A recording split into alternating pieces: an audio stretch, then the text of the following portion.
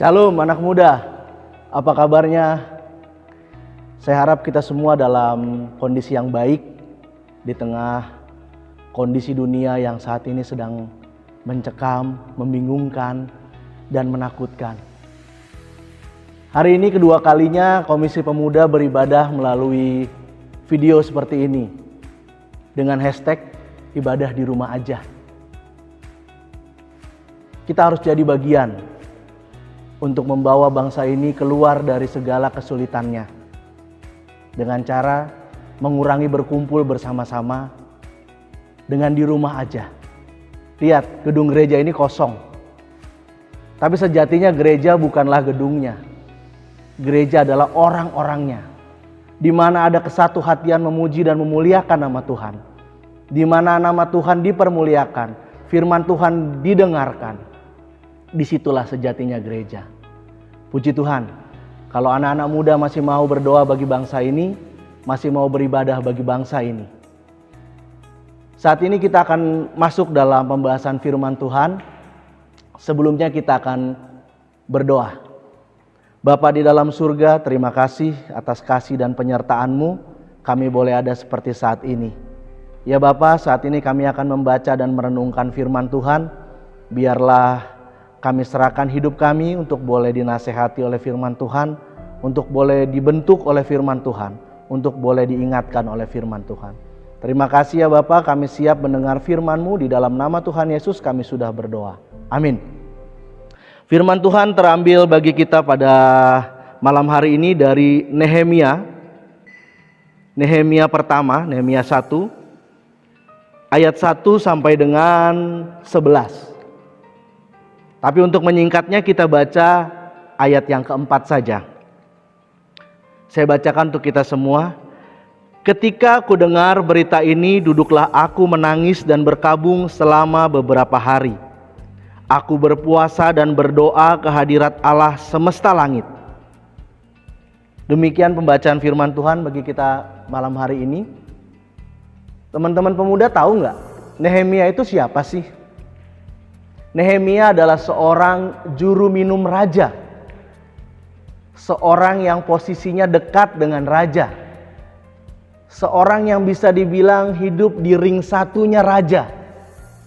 Tentu dia hidup dengan kemewahan, dengan kecukupan, dengan penuh dengan berbagai-bagai kemudahan.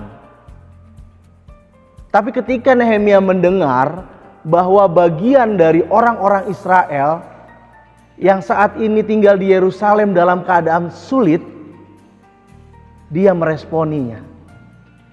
Teman-teman pemuda tahu kan bahwa Nehemia adalah bagian orang Israel yang terbuang ke Babel. Dan kemudian Babel dikalahkan oleh Persia. Nehemia jauh dari kehidupan bangsa Israel, jauh dari Yerusalem. Tapi dia tetap peduli. Dan apa yang dia lakukan ketika bangsa Israel dalam kesulitan? Mungkin dia nggak bisa berbuat apa-apa. Mungkin dia nggak bisa melakukan hal-hal yang besar atau spektakuler. Tapi dia bisa berdoa. Mungkin tangannya lemah. Tapi ketika dia satukan, dia dapat berdoa kepada Tuhan. Agar Tuhan menolong bangsa Israel yang sedang dalam kesulitan. Inilah yang mau saya ajak kepada rekan-rekan muda saat ini. Mungkin kita bukan peneliti yang bisa menemukan serum, obat untuk kesembuhan virus corona yang saat ini sedang mencekam. Mungkin kita bukan pemerintah yang dapat mengatur kebijakan-kebijakan. Mungkin kita nggak bisa berbuat apa-apa. Tapi kita bisa berdoa. Berdoa bagi bangsa ini. Bangsa ini butuh topangan doa-doa kalian. Doa-doa kita. Karena kita percaya doa orang benar besar kuasanya, amin. Doa orang benar besar kuasanya. Dan kita percaya kuasanya dapat menyembuhkan bangsa ini. Kuasanya dapat mengalahkan segala virus. Kuasanya dapat mengalahkan segala penyakit yang saat ini menakutkan bagi kita. Kita percaya kuasa doa dapat mendobrak itu semua. membongkar itu semua, menyelesaikan itu semua. Dan saat ini bangsa ini butuh anak-anak muda yang mau berlutut berdoa kepada Tuhan. Tuhan, selamatkan bangsa kami. Ketika bangsa Israel dalam kesulitan, mereka berseru kepada Tuhannya. Itu juga yang menjadi semangat kita saat ini. Kita berlutut, berseru kepada Tuhan. Tuhan, tolong bangsa kami. Sembuhkan bangsa kami. Lawat bangsa kami. Kata siapa kita gak bisa berbuat? Kita masih bisa berdoa. Dan kita percaya doa itu besar kuasanya. Saya mengajak kita semua membuka Matius 18 ayat 19 sampai dengan 20. Matius 18 ayat 19 sampai dengan 20. Dan lagi aku berkata kepadamu, jika dua orang daripada kamu di dunia ini sepakat meminta apapun juga, permintaan mereka itu akan dikabulkan oleh Bapakku yang di sorga. Sebab di mana 2 atau 3 orang berkumpul dalam namaku, di situ aku ada di tengah-tengah mereka. Saya percaya jumlah kita di keluarga mungkin ada yang 2 orang, mungkin ada yang 3 orang, mungkin ada yang 4 orang. Ketika kita bersatu hati meminta kepada Tuhan, Tuhan akan kabulkan.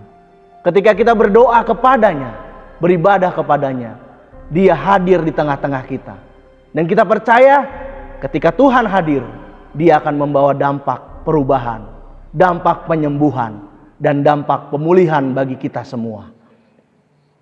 Terakhir saya mau ajak kita baca Keluaran 23 ayat yang ke-25. Tetapi kamu harus beribadah kepada Tuhan Allahmu, maka Ia akan memberikan roti makananmu dan air minumanmu, dan aku akan menjauhkan penyakit dari tengah-tengahmu. Teman-teman pemuda, ajak keluarga kita beribadah kepada Tuhan. Karena janjinya, ketika nama Tuhan diperdengarkan, ketika firman Tuhan diperdengarkan, ketika pujian naik baginya, Dia akan hadir dan membawa perubahan serta kesembuhan dan keselamatan bagi kehidupan kita. Beribadahlah terus, berdoalah terus. Bangsa ini butuh topangan dari anak-anak muda. Iya, kamu orangnya.